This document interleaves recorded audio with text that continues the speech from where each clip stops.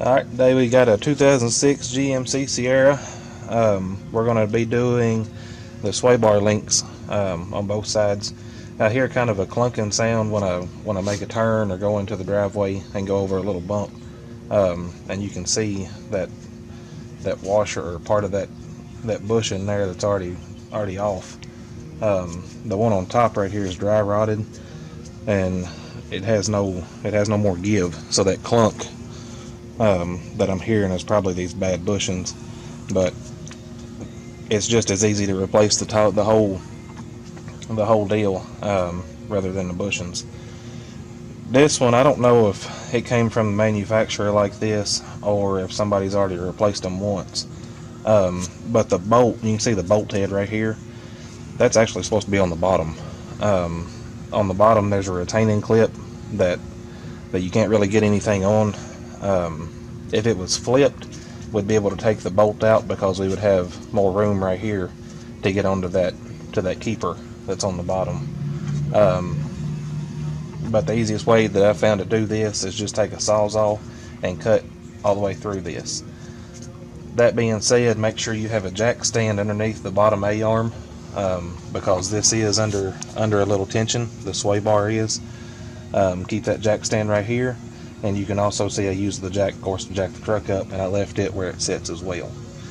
So we're going to take our Sawzall, we're going to cut this off, and I'll explain it as we go.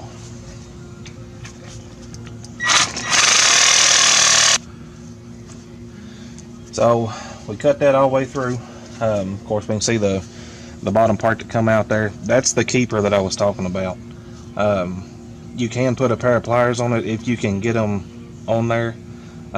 Sometimes an adjustable wrench will work, but instead of fighting with that channel on the bottom of that A-arm, I just cut it off with a Sawzall. Pretty simple, nothing too crazy. So we'll set that over there out of the way. This side's the pin, the long bolt that I was talking about, and that's one reason why I cut it, because you can see where it's hitting the top, that top A-arm, and I would never be able to get that out without taking all that loose. So we've got that out. This here is just a sleeve that wraps around that pin. We can knock it out of the way, so let me grab a hammer and I'll get that. So we'll knock this out of the way right here.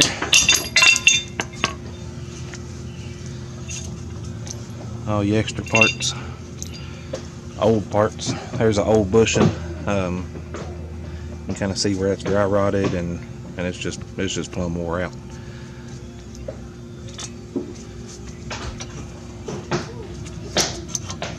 Slide that out of the way, and that's it. We're ready to put the new one back in.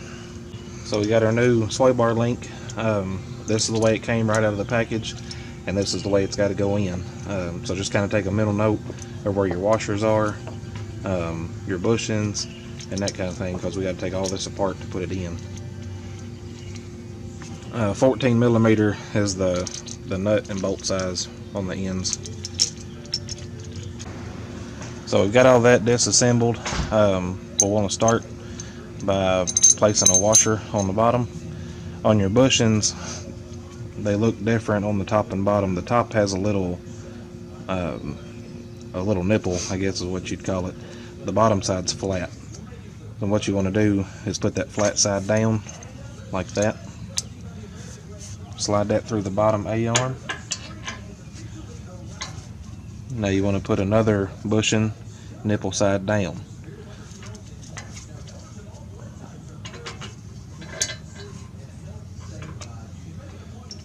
You want to put your metal sleeve back on. That protects that rod.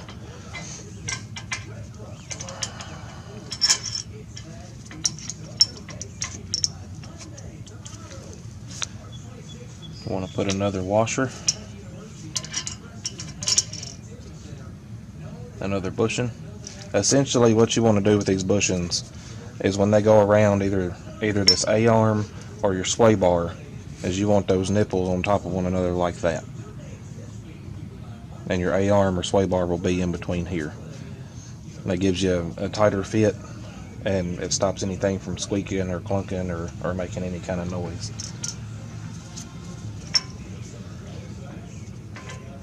So now that we've got those three on, you can see we're going to have a little bit of problem getting these in.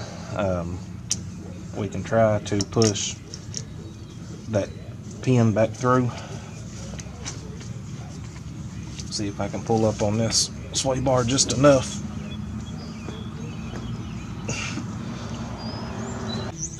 So after we get that through there, through both the lower the lower A-arm and the upper sway bar, with our nut, our washer and our bushing, we can put another bushing on top here.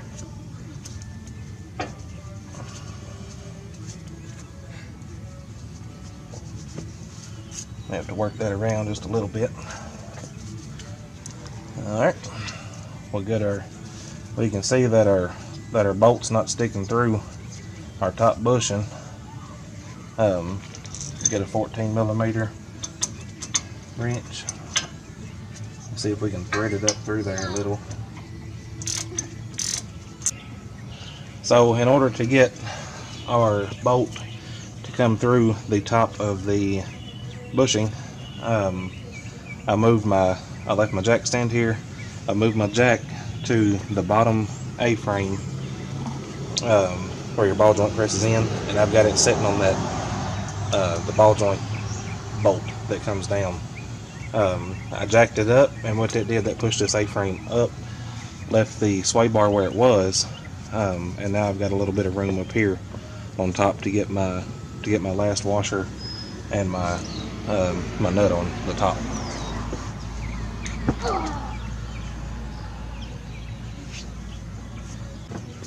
Alright, so we've got that nut started there with fingers. So we want to tighten it up until this washer on the bottom is tight. You can hear me spinning it. I don't know if you can get down there and see it or not. That one, that's right underneath that A-arm.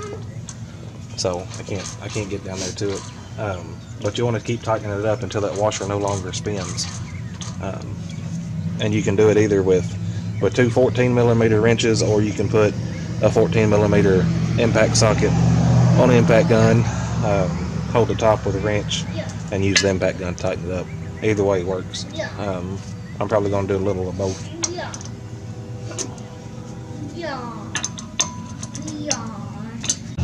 So I got this one tightened up. I started it, of course, finger tight. Did a couple turns with two 14mm wrenches. I ended up putting the impact gun on it just to speed things up a little bit. But I've got everything good and tight. You can see the bushings where they're starting to compress a little bit. Don't go all the way down with them. I don't know if you can or not, but it's just a big thick washer basically. So I got that tight. Got plenty of thread up here showing on the top, so I know it's not going to go anywhere. It's not going to come off. Not going to give me any problems down the road. I can't stress enough about the safety of this project. You're working with a vehicle, so you've always got to be careful and mindful about what you're doing. With the jack and jack stand both, we've got them, we've got it supported with the jack stand as well as the jack. Just be careful. If you don't feel comfortable doing it, don't. I'm not a mechanic, but I've done it enough that I feel safe doing it now. But it's not a bad thing to do. It'll save you some money at the mechanic shop.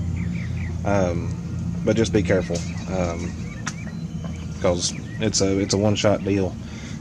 Vehicles and parts are replaceable. People aren't. So anyway, got that buttoned up, got it tight. The only thing left to do is put the wheel back on it. And that won't affect your alignment or anything, so you won't have to go get one done again. But yeah, that's pretty much it. We're gonna put the wheel on it, move our jack and jack stand back around to where we had it, where we can get the tire on, get that on, get it set, and we'll be good to go. So thumbs up if you like it. Hope it helped. Subscribe to our channel. We got plenty of videos to come. So comments, questions, or anything like that, leave them at the bottom and we'll get back to them. PB&J Garage, right here in Bowling Green, Kentucky. Thank y'all.